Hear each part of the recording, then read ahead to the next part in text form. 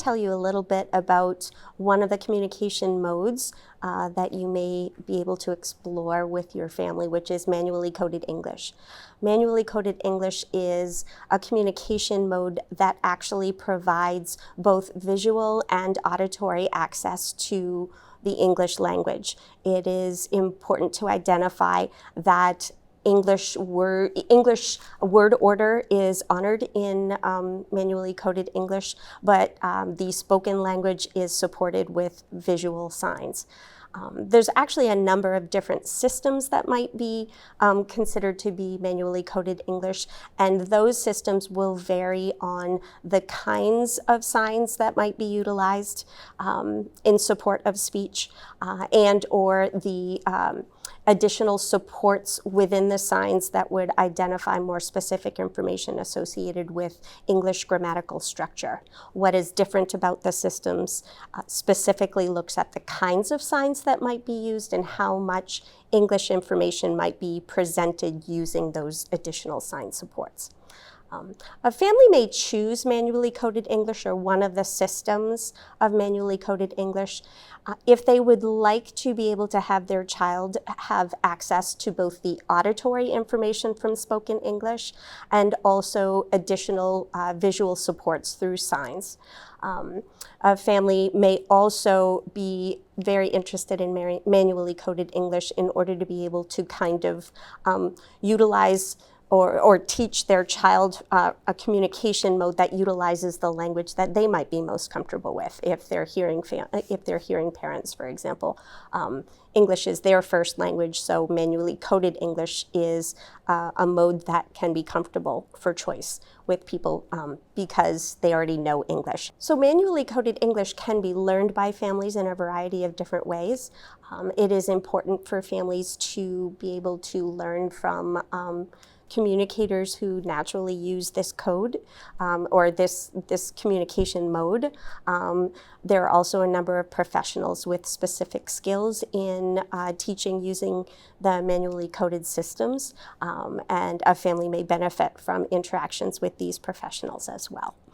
Speech-language pathologists can also be trained in utilizing manually coded English and can provide a level of support to families who end up choosing this communication mode. When a family chooses manually coded English as the communication mode for their child, it's important to remember that that family will need a level of support from a variety of different individuals within the community. Being able to meet and interact with deaf mentors and deaf guides who utilize this particular communication mode is exceptionally helpful to families and to the children alike. Also being able to meet and communicate with other families who are choosing this mode.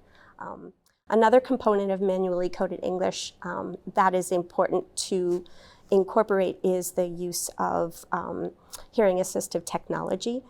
For families who choose manually coded English, many of the children have access to some of the spoken language, so maximizing that auditory access while also supplementing it with visual supports is extremely important.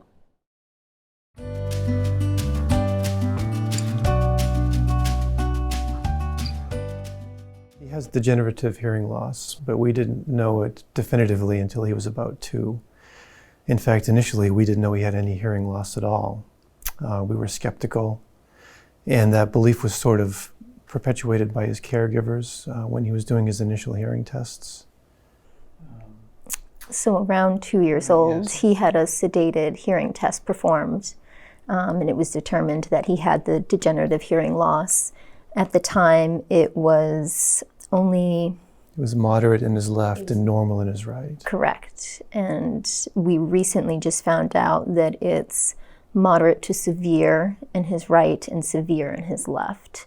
So it is, it is decreasing very rapidly at this point. We decided to go with a sign-supported speech approach to supplement spoken language, with spoken language still being the end goal. Also at the time, we didn't know that he had childhood apraxia of speech. So we've been told that people can understand about 5% of what it is he's trying to say. So having sign language as basically, I would say, his primary language To be understood by others, yes. has been crucial. It's really his most useful communication tool. It's his speech with other people right now, especially outside of the family. And we started to learn sign language ourselves and started to implement that in our daily routines and our life. And initially his uptake was a little slow, but recently, it's really since the age of 3, it's exploded. And he loves learning now. He does. He gets so excited when someone signs to him, and he can talk with his peers if he's around them using sign, and he can speak with us. It's really alleviated a lot of frustrations that I think everyone experienced, him and ourselves in communicating. And it's really been a great avenue to build a relationship with our son that we weren't really able to at first. Around the same time of his hearing diagnosis, we were also told that he has autism. So that adds another layer of difficulty for communicating and engaging and interacting with people. We're currently using sign-supported speech, but we are exploring the opportunity to get into bimodal bilingual, because we're anticipating he'll have continued hearing loss, and we want to be well positioned if that happens, both as a family and for him. We meet with a teacher of the deaf every week, and we spend an hour with her learning about, learning sign language, learning about deaf culture, learning about any of the hearing devices that he's using. Currently, he's using a bone-anchored hearing aid. That will now change because of his latest hearing test results. But we just try and get as much as we can out of every session. And we explore on our own as well, independently. And we use sign language even when Evan's not around, between the two of us, because we really have incorporated it into our lives. It's become a part of our lives. It has, yes. Once you incorporate it in your lives and you learn it and you just utilize it every day and you're consistent, it becomes, second nature to just communicate in that way. And that's been, I think, key to the whole process and to teaching him. And the fun element of it is really critical as well. I mean, we enjoy doing this. We've had a great time with Kathy. She's just such a wonderful teacher in person, and we've made sure that Evan has enjoyed his experience. It's very much our nature to be like, we're going to learn sign language and we're going to do it 8 hours a day, and we're going to start now. And we've resisted that temptation, and it's made the experience better, I think, for everybody. I think given sign-supported speech is most definitely easier than some of the other methods that some people need to use, but it's a process, and everyone learns differently. I mean, even through the two of us, he learns better in some ways than I do, as far as retaining all of the information. But it's really, we've learned that it's a process, and it's going to take time. I don't think it's any more difficult than any other language. It's just different, and that difference does make it interesting. It's not like learning French, so that is an interesting element. And it is visually beautiful. A really eloquent speaker moves her hands in a very beautiful way, and that's very elegant and interesting. It has changed our relationship with him and with each other as a family. And moving forward, obviously, being able to sit here and have a conversation like you and I are having right now would be, wonderful. That's what you think of. But with that not looking like a possibility for him, for many, as we said, there's multiple reasons for that. We just, moving forward, want him to find ways to communicate, to still be the silly, happy little boy that he is, and enjoy life and be a good person.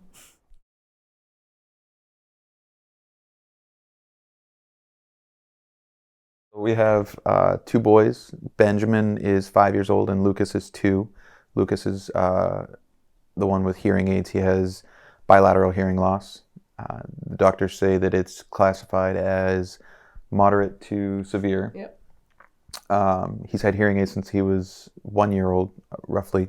So he's been wearing hearing aids for about a year. As far as a little bit of history in our family, my parents are both fully deaf. I grew up in a deaf household, signing and speaking at the same time. My brother and sister are both hearing, so 3 hearing kids with 2 deaf parents. There was a lot of sign language and speech in my household. So we decided to go with kind of a manually coded English approach with Lucas because we have Jason's sign language experience. He's completely fluent in sign, so it made sense for us to take the approach of signing and speaking at the same time, so he had access to multiple forms of communication. We were already doing that with our older son so that he could speak with his grandparents through sign when we see them. So for us, we were kind of just naturally doing that approach. So for us, it was easy to already implement something that we knew. I don't have as much access with sign language, so I'm kind of learning sign as we go. I know single words, and we kind of put them together for Lucas, so I'm learning just alongside of him. But it made the most sense for us to take that approach because we already had the resources that we needed to implement 2 forms of communication. Yeah, we were big advocates for signing as babies, so it was more of an extension of that into what we do now. You know, we've always been speaking and signing and integrating both at the same time, so doing that with Lucas is pretty natural to us. Yeah, he has hearing aids that he's used for a year now. The beginning was rather difficult to get him to keep his hearing aids in. As a 1-year-old, it's really, really hard to get them to keep them in all the time. You try every technique you can to make sure they stay in as long as possible during the day.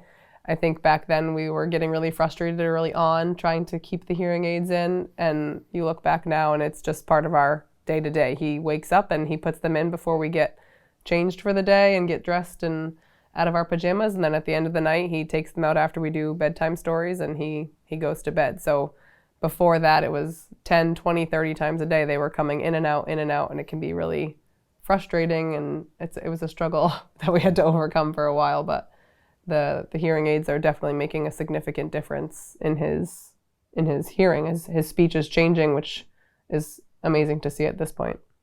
At first, when we were initially using his hearing aids, we were a little bit skeptical because we thought that he could hear more than the doctors were telling us. You know, he would respond when we would ask him questions, and he would hear noises that we didn't think he should be able to hear. So hearing aids weren't as much of a priority at first. We didn't think that necessarily he needed them as much as the folks told us that he did.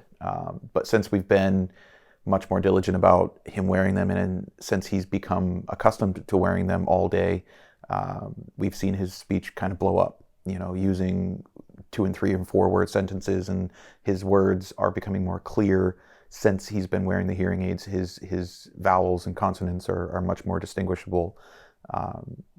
We didn't think that he needed them, but it's clear that he obviously did. And his speech is one of the first things that we noticed that with. Yeah, I would say some of his words that are developing over time now. So there are things that he used to pronounce that we would understand what he was saying, but any person on the street, kind of like any other toddler, you just wouldn't be able to know unless it was a parent or someone that was around them all the time. But now there are words that are evolving and changing, and the only reason is because he's wearing the hearing aids. If he wasn't wearing them as regularly as he is now and as he should be, then I don't think his speech would be developing as much as it is. I think we use sign a lot of times when he can't communicate, if there's words that he just can't say, and try as he may, if he thinks that we're understanding what he's saying, we just can't. So there are times where he gravitates towards sign to really communicate something in a moment of frustration. So that support for himself to be able to communicate with us in a time that he just can't get the words out has been a blessing as well, because at the end of the day, we kind of put the words and the signs together to help us get the message across to each other. We kind of let him drive it because he picks up certain words quicker than he does on the signs, and vice versa. You know, he might sign something more than he says the word. Grammy is an example where he'll sign it and not say the word at all vocally. So we kind of pick that up, and we recognize which words he prefers to sign and which words he prefers to speak, and try to expand upon that. We try to work on making sure that he knows how to sign and speak the other word as well. You know, if he always signs the word orange, we want to make sure that he can say the word orange as well. But at first, I'm just grateful that he knows how to communicate that word to begin with. Having access to both languages is really reassuring that regardless of whether it's spoken or signed, he can still communicate. And if we need to work on picking the other one up or balancing those scales a little bit, then I can do that later and just be grateful to know that he can still communicate right now.